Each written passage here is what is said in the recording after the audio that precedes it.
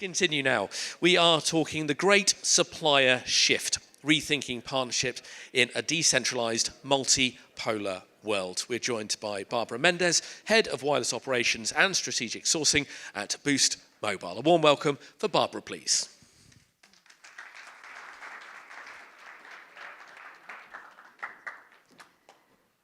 Hi, everyone. I thought that we'll pretend a nice icebreaker is that I mistyped the word world, so I apologize for that. But you know what? Maybe making a small joke about it wouldn't hurt. So today we'll talk about rethinking partnerships in a decentralized, multipolar world. I promise I'm not going to talk politics, but we'll talk about how the world is changing and how procurement can influence the behavior of the companies towards a better outcome. So I'm Barbara Mendez. I'm the head of wireless operations and strategic sourcing for Boost Mobile. My journey, career-wise, I have 20 years of experience, mostly building procurement organizations, global procurement for DirecTV, then AT&T, as well as Boost Mobile today. I want people to raise their hands who have heard about Boost Mobile so far. Great, more hands than I expected. Wonderful. So Boost Mobile is the fourth carrier of wireless in the United States. So we are building our 5G network from the ground up, different from other companies like Mint. We're more like an AT&T, but it's a new company, right? We are just starting for the past 4 or 5 years. So I always wonder how many people have heard of Boost Mobile. All right, so let's jump into our agenda. So the end of procurement, global procurement as you knew it. Why is that? What's changing?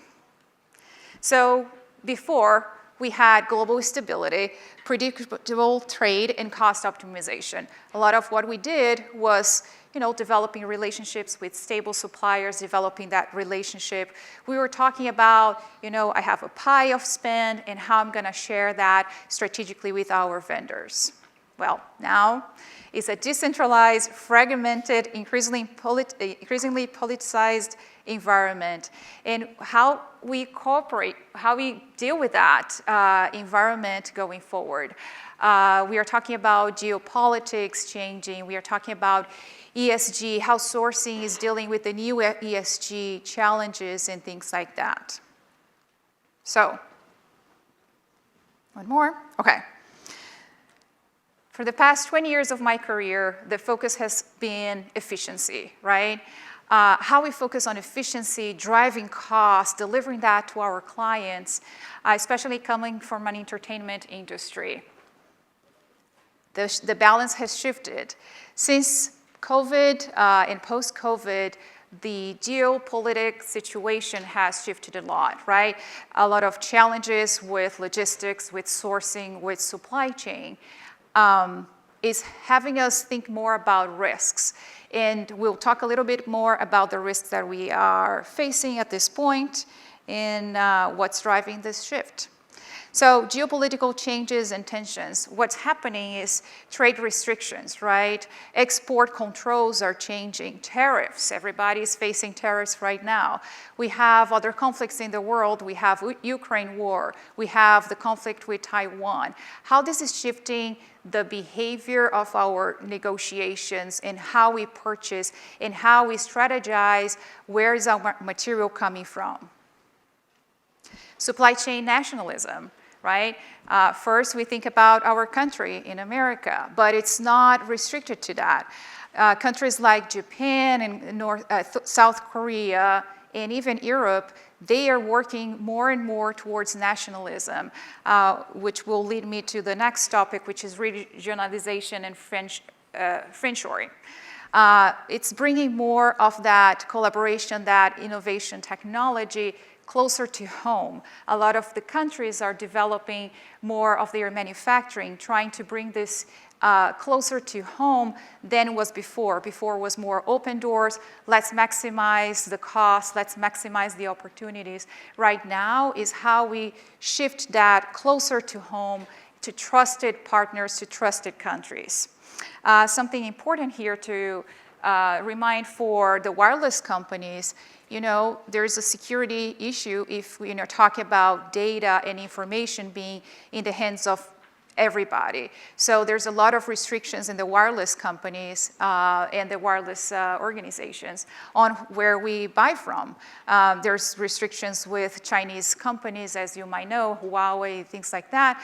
We just can't buy a lot of that for that reason. ESG imperatives colliding with sourcing realities.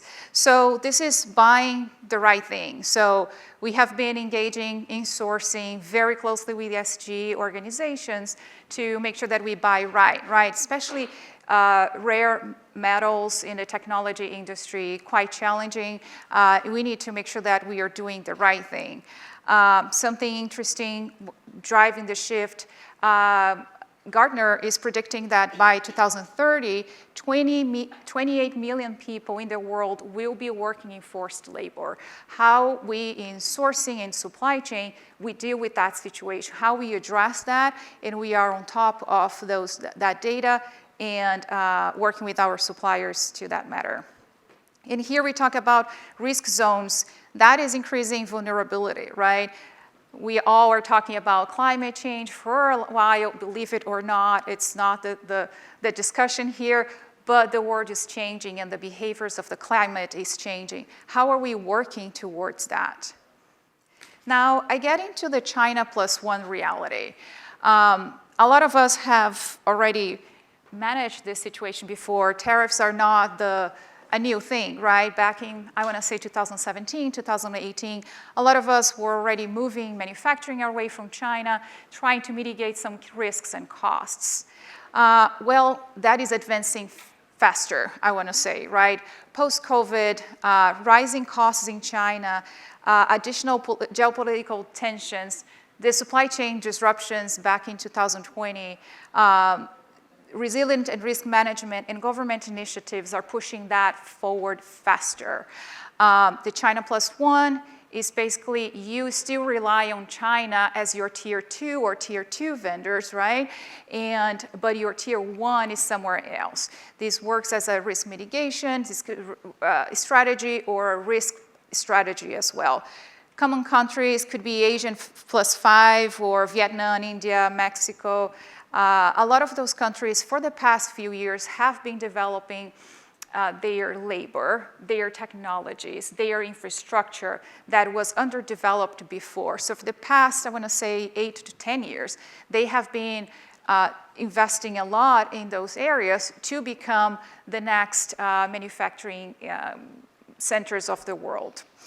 What it means for us, right? How this affects us. Supplier portfolio diversification. Now I'm not dealing with just one vendor. I'm dealing with multiple vendors. We are going to talk in a few slides about a tiered strategy that pairs well with this one. Dual sourcing strategies. I'm not only having one vendor. Again, I'm having multiple. There's a complexity logistically that comes with that. And in terms of partnership.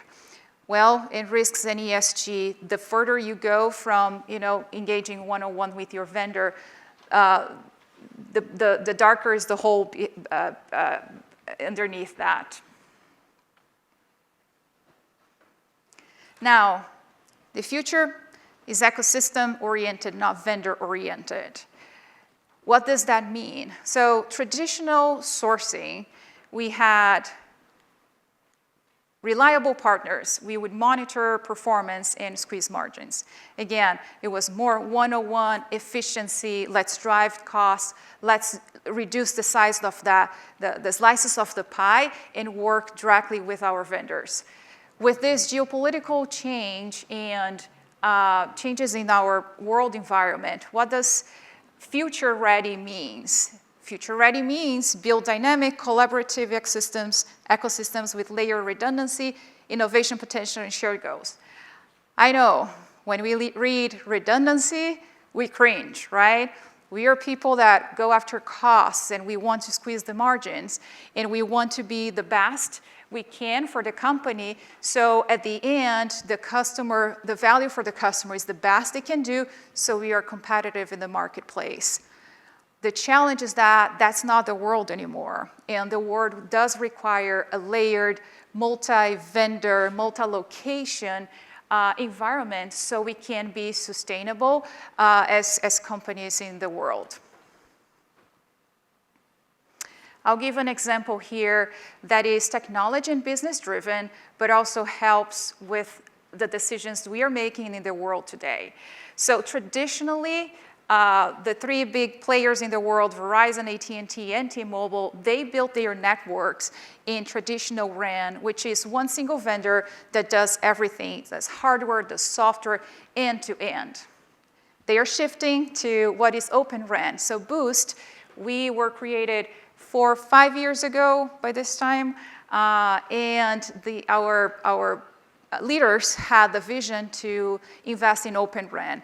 What means Open RAN is that I have multi-layers where I have multitude of vendors and I can swap them in and out, which is fantastic. This is heaven for sourcing, right? I can choose my vendors and I can make them compete against each other.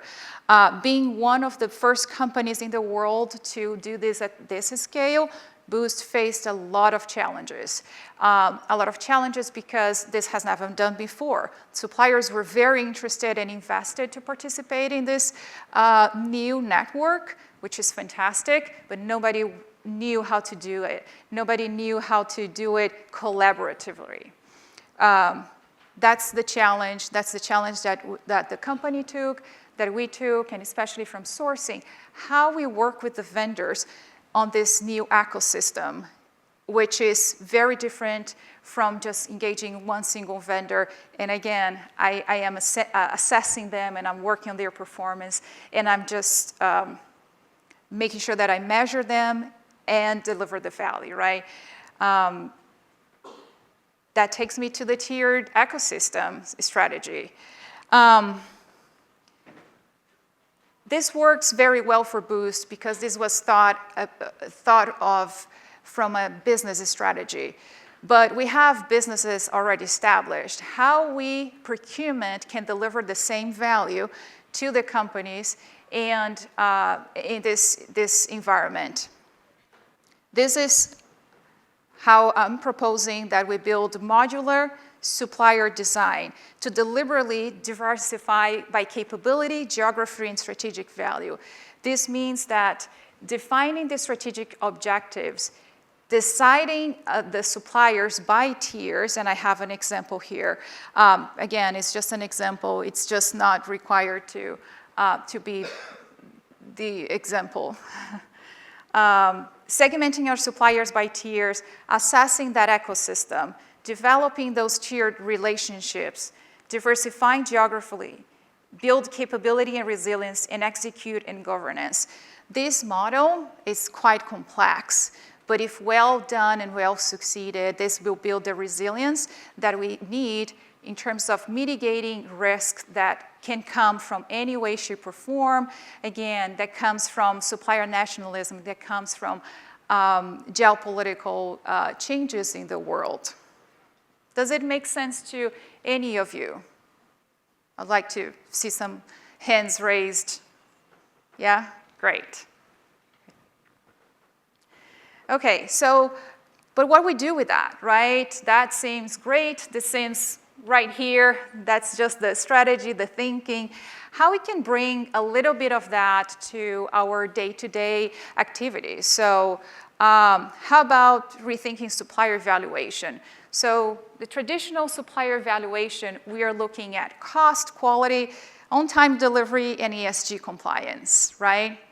Well, this is in today's world. Future ready, how we think about evaluating our suppliers in a matter that it's gonna drive the value for us in the long run. In the long run, we need to talk about strategic alignment. Again, I'm not talking to one or tier 2 or tier 3 suppliers. I have 1A, B, and C. I have tier 2, A, B, and C. They need to collaborate. They need to engage. They need to deliver the value, and they have to have that strategic alignment against each other. Innovation capacity, technology cannot go faster. Well, it will 5 minutes from now. it will continue to go faster and faster, and it will continue to evolve. How I make sure that I am assessing our vendors, that who we work with, and they have the same drive in terms of technology. Again, I'm in the wireless industry, technology is our blood. We need to be ahead of the competition. We need to deliver the value at the lowest cost possible. I need to start evaluating my vendors in that capacity as well. Geopolitical exposure, right? I need to assess not only their location, but their positioning, who they are working with, and ESG impact and adaptability. I'm also talking about the extension of my tiered vendors and how this impacts my, my organization. So it's not just compliance, how we've been talking before about ESG. Things are getting more and more complex in that end. I need to be paying a lot more attention to my tiered vendors. And now, the other thing is assessing and pressure testing hidden vulnerabilities. So I just called here a few examples for us to talk about. How good is our contract, right?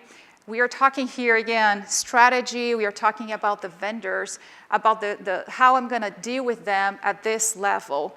How you narrow this down to understanding your risks today in your contracts. Can you get out of your contracts if you have to?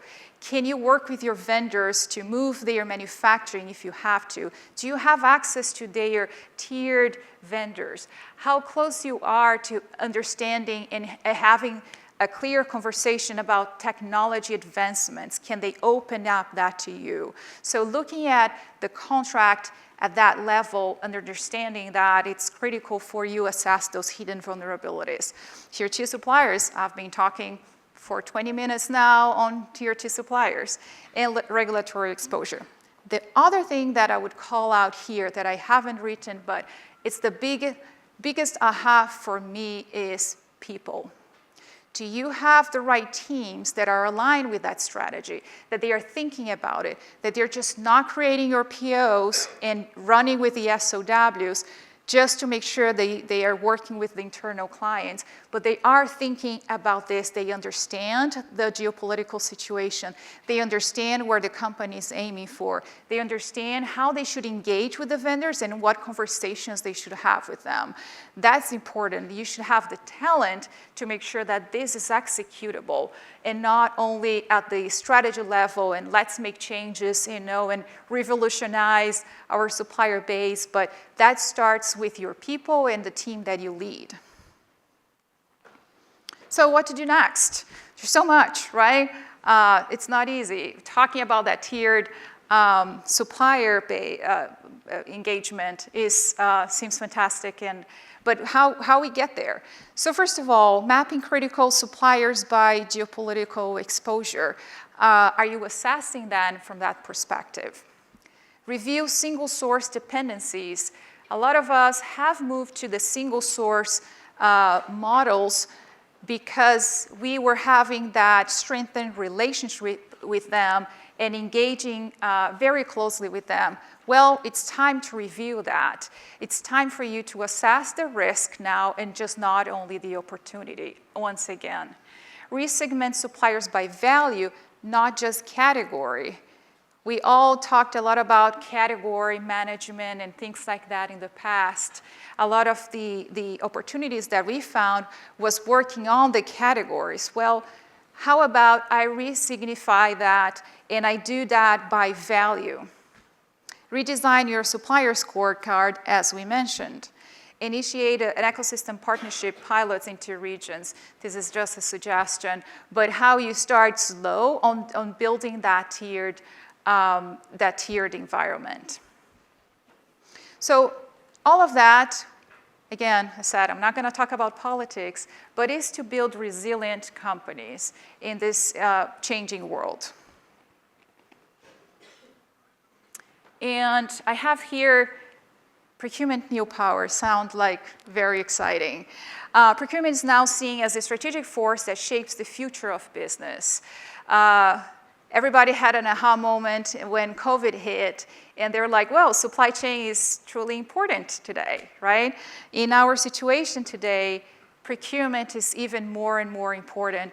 A lot of companies have realized the power of procurement before and how it's going to affect and does affect the end result to the clients, how it affects how competitive we are in the industry. Now it's one step forward. The next generation of business advantages will be sourced, not sold. And in a world of uncertainty, procurement is the control tower.